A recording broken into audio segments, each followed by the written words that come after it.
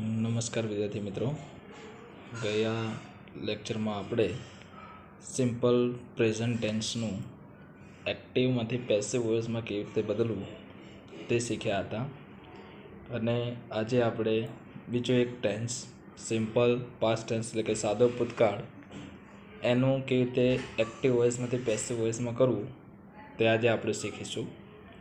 તો જોઈએ કે કોઈ પણ ટેન્સની એક્ટિવમાંથી પેસિવમાં ફેરવવો હોય તો સૌ પ્રથમ તો તેની ઓળખ થવી જરૂરી છે કે કયું ટેન્સ છે એની આપણને ઓળખ થવી જોઈએ.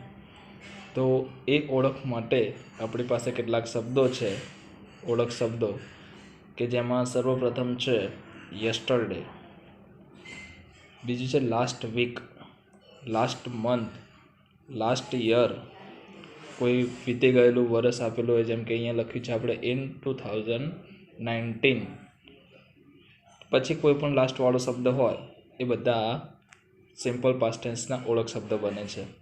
અને જો આપણને વાક્યમાં આ ઓળખ શબ્દ આપેલા નથી તો આપણે ક્રિયાપદના ભૂતકાળના રૂપ ઉપરથી પણ અને ક્રિયાપદના રૂપ ઉપરથી પણ આપણે કોઈ પણ ટેન્સને ઓળખી શકીએ છીએ. અને અહીંયા ક્રિયાપદનું ભૂતકાળ એટલે કે ક્રિયાપદનું બીજું રૂપ એ આપણને આપેલું હોય છે, V2 આપેલું હોય છે. તો આ હતા એના ઓળખ શબ્દો. આટલા ઓળખ શબ્દો યાદ રાખીને આપણે સિમ્પલ પાસ્ટ ટેન્સને ઓળખી શકીએ છીએ. અને હવે જોઈએ કે સિમ્પલ પાસ્ટ ટેન્સના ટુ બીના રૂપો. તો સિમ્પલ પાસ્ટ ટેન્સના ટુ બીના રૂપો છે વોઝ અને વર. તો આ વોઝ અને વર કોની સાથે વોઝ આવે અને કોની સાથે વર આવે તો તમને સામે જ છે કે આઈ, હી, સી, ઇટ કે કોઈ પણ એક વચન નામ હોય તો એની સાથે વોઝ મુકાય છે. વી, યુ, ધે અને કોઈ પણ બહુવચન નામ હોય તેની સાથે વર મુકાય છે. સિમ્પલ પાસ્ટ ટેન્સના ટુ બીના રૂપો વોઝ વર એ કેવી રીતે મૂકવા એ તમારી સામે જ છે. હવે જોઈએ છે આપણે સિમ્પલ પાસ્ટ ટેન્સના એસર્ટિવ સેન્ટેન્સીસ. એસર્ટિવ સેન્ટેન્સીસ એટલે હકાર વાક્ય કે જેમાં વાક્યની શરૂઆત કર્તાથી થાય. આપણે જોયું કે એક્ટિવ વોઇસ એટલે શરૂઆત કરતા અને પેસિવ વોઇસ એટલે શરૂઆત કર્મ. એમ અહીંયા તમને પહેલાં આપેલું છે એસર્ટિવ સેન્ટેન્સની વાક્ય રચના. એક્ટિવ વોઇસમાં સર્વપ્રથમ કરતા હોય છે, એના પછી ક્રિયાપદનું ભૂતકાળ એટલે કે V2, કર્મ અને અન્ય શબ્દ.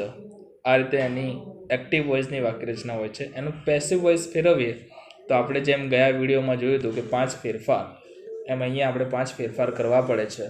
સર્વપ્રથમ તો કર્મ એક કર્તાનું સ્થાન લે છે, તો કર્તાની નીચે આપણે કર્મ લખેલું છે. બીજો ફેરફાર હતો કાળ પ્રમાણે ટુ બીના રૂપો. અહીંયા આપણને આપેલું છે સિમ્પલ પાસ્ટ ટેન્સ એટલે કે એના ટુ બીના રૂપો થશે વોઝ અને વર. તો કર્મ પ્રમાણે વોઝ કાં તો વર જે આવતું હોય એ લખવું પડે. એના પછી ક્રિયાપદનું ભૂતવૃદન એટલે કે ક્રિયાપદનું ત્રીજું રૂપ જેને V3 કહેવાય એ ત્રીજો ફેરફાર છે. ચોથો ફેરફાર બાય લખવું અને પાંચમો ફેરફાર બાય પછી કર્તા લખવું એટલે કે કર્તા એ કર્મનું સ્થાન લે છે અને અન્ય શબ્દ જે આપેલા હોય એ ત્યાં ત્યાં લખવાના રહેશે. જેમ કે અહીંયા આપણને એક ઉદાહરણ આપેલું છે, નિખિલ કાઉન્ટેડ 10 sums yesterday.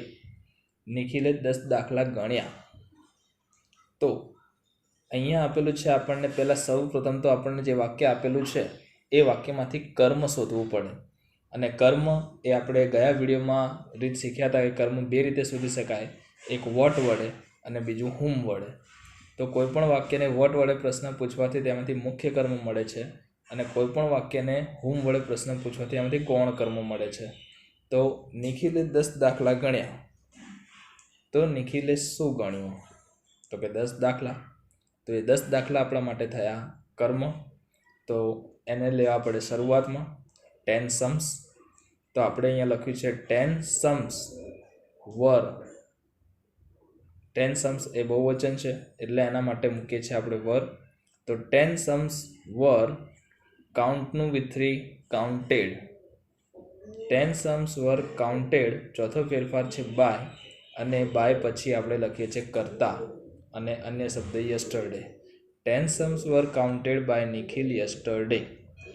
બીજો ફેરફાર છે આઈ played cricket on the playground, કે અમે રમતના મેદાન પર ક્રિકેટ રમી. તો અમે શું રમ્યું? તો કે ક્રિકેટ રમી. તો ક્રિકેટ એ આપણું કર્મ થયું જે આપણે શરૂઆતમાં મૂકીએ છીએ, અને કર્મ પ્રમાણે આપણી પાસે ટુ બીના રૂપો એટલે કે વોઝ વર્બમાંથી એક મૂકવાનું રહેશે. તો ક્રિકેટ એક વચન છે, તો એની સાથે આવશે વોઝ. ક્રિકેટ વોઝ પ્લેનું V three played. Cricket was played by. આઈને આપણે કર્તામાંથી જો કર્મના સ્થાને લઈ જઈએ તો આયનું થઈ જશે મી. તો cricket was played by me on the playground. She gave him 2000 rupees last night. તેણીએ તેને ગઈ રાત્રિએ 2000 રૂપિયા આપ્યા. તો આપણે આમાં બે કર્મ છે, તો આ વાક્યને આપણે બે રીતે બનાવી શકીએ છીએ, જેમ કે મુખ્ય કર્મથી અને ગૌણ કર્મથી. તો વોટ વડે પ્રશ્ન પૂછવાથી મુખ્ય કર્મ મળશે, અને કોને વડે પ્રશ્ન પૂછવાથી, હુમ વડે પ્રશ્ન પૂછવાથી ગૌણ કર્મ મળશે. તો શું આપ્યું? 2000 રૂપીઝ. કોને આપ્યા? તો કે હિમ, તેને આપ્યા. તો બે કર્મ છે, તો આપણે કોઈ એક વાક્ય બનાવીએ છીએ. અહીંયા બંને સોલ્વ કરેલા જ છે, તમે કોઈ પણ રીતે બનાવી શકો છો. તો આપણે ગૌણ કર્મથી બનાવીએ છીએ. ચલો, તો અહીંયા હિમ આપેલું છે આપણને ગૌણ કર્મ. કોને આપ્યા? તેને. તો હિમને વાક્યની શરૂઆતમાં લઈએ કર્તાના સ્થાને, તો હિમનું થઈ જાય છે હી, અને હીના પ્રમાણે આપણે ટુ બીના રૂપ વોઝ, ગીવનું વિથરી ગીવન. પછી જે મુખ્ય કર્મ હોય છે એ ક્રિયાપદ પછી ટુ વગર જોડાય છે, અને મુખ્ય કર્મથી વાક્ય બનાવો તો ગૌણ કર્મ ક્રિયાપદના વિથરી પછી ટુ સાથે જોડાય છે, અને ગૌણ કર્મથી વાક્ય બનાવો તો મુખ્ય કર્મ ક્રિયાપદના વિથરી પછી ટુ વગર જોડાય છે. આટલો નાનો એવો ફેરફાર છે, બરાબર. તો he was given 2000 rupees by her last night. આ રીતે વિદ્યાર્થી મિત્રો આપણે બીજા 4 વાક્યો તમારી જાતે તમારે હોમવર્કમાં સોલ્વ કરવાના રહેશે. જેમ કે ઉપરના 3 વાક્યો છે એવી રીતે નીચે બીજા 4 વાક્યો આપેલા છે, તો તમે જાતે સોલ્વ કરો અને તપાસો કે તમે કેટલું સમજ્યા અને શીખ્યા. એના પછીનો પ્રકાર છે નેગેટિવ સેન્ટેન્સ, એટલે કે નકાર વાક્ય. નકાર વાક્યમાં માત્ર એક એક્ટિવ વોઇસમાં બે ફેરફાર થાય છે, ડીડ સહાયક ક્રિયાપદ અને નકાર બનાવવા માટે નોટ. બાકી જેવી આગળની વાક્ય રચના છે એ જ રીતે એમાં ક્રિયાપદનું બીજું રૂપ હતું, અહીંયા ક્રિયાપદનું પહેલું રૂપ એટલે કે મૂળ ક્રિયાપદ મૂકવાનો હોય છે. જેમ આપણે આગળ જોયું કે જે વોઝવર મૂકતા હતા, ક્રિયાપદનું વિથરી કરતા હતા, આ બેની વચ્ચે માત્ર એક નોટ શબ્દ તમારે અહીંયા વધારાનો મૂકવાનો રહેશે નકાર બનાવવાનો. બાકી જે આગળની વાક્ય રચના શીખ્યા એ જ આમાં જોવા મળે છે, બીજો કોઈ જ ફેરફાર થતો નથી. જોઈએ એના કે પહેલું વાક્ય એવું છે કે Ankit did not see that film. અંકિતે પેલી ફિલ્મ જોઈ નથી. તો આપણે આમાંથી કર્મ શોધીએ તો શું નથી જોયું? તો ધેટ ફિલ્મ, પેલી ફિલ્મ, તો એને શરૂઆતમાં લેવી પડે. ધેટ ફિલ્મ અહીંયા આપણને આપેલું છે એક વચનમાં, તો એના માટે મૂકીશું આપણે સહાયક ક્રિયાપદ તરીકે વોઝ, ટુ બીના રૂપ તરીકે.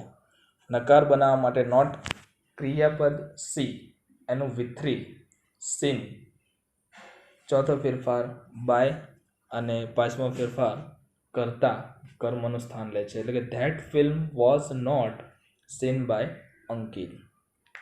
હી ડીડ નોટ લાઇક ડોગ્સ, તેને કૂતરા ગમતા નહોતા.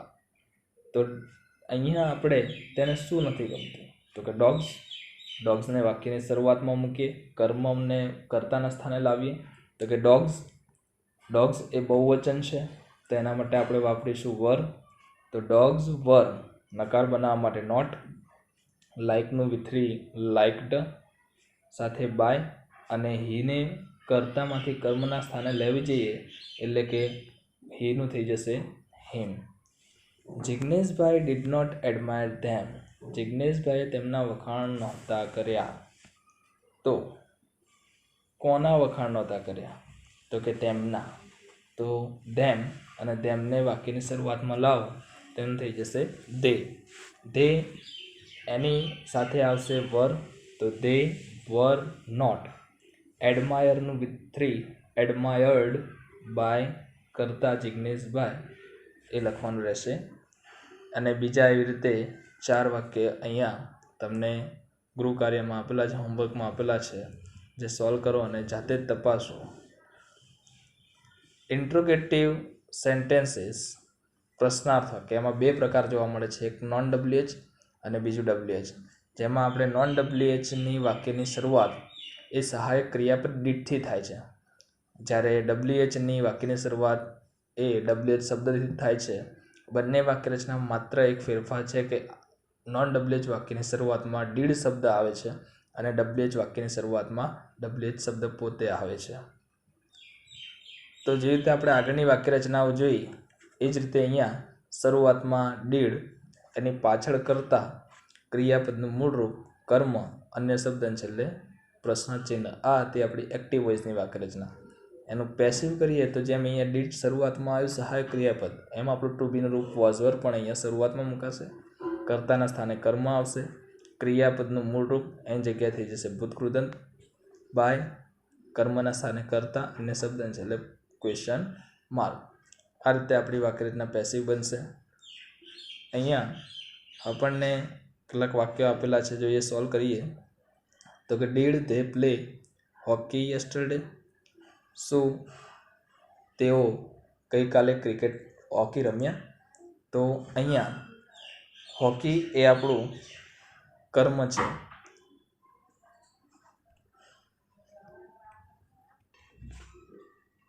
કર્મ હોકી, તો એને શરૂઆતમાં હોકી પ્રમાણે હોકી એકવચન માટે વોઝ, તો વોઝ હોકી પ્લેનું વિથરી પ્લેડ બાય ધેને કર્મના સ્થાને લાવો તો ધેનું થઈ જશે તેમ અને અન્ય શબ્દ યસ્ટરડે. એ રીતે બીજું ઉદાહરણ જોઈએ આપણે તો ડીડ યુ લાઈક હર?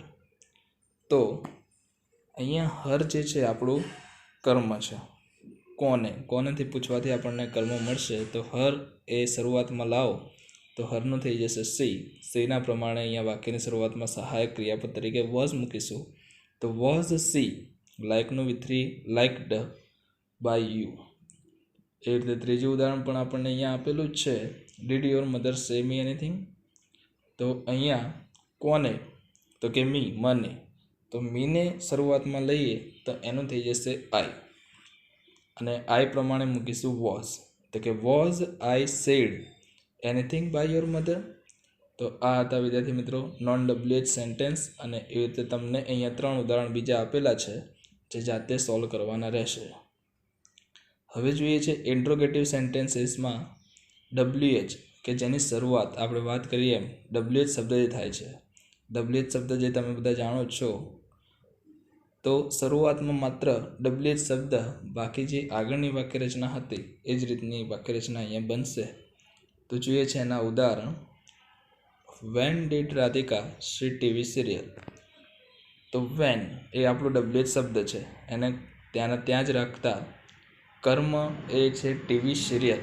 તો ટીવી સિરિયલ એક વચનમાં આપેલું છે આપણને, એના માટે એક વચન પ્રમાણે અહીંયા આપણે મૂકીશું વોઝ. તો કે was TV serial. When was TV serial, સીનું વિતરી થશે seen by Radhika. Why did Kamlesh buy a new TV set? તો અહીંયા આપણને કર્મ આપેલું છે અ new TV set.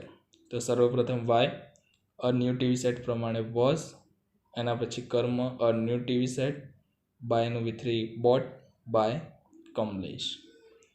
Vote did Sheetal say yesterday?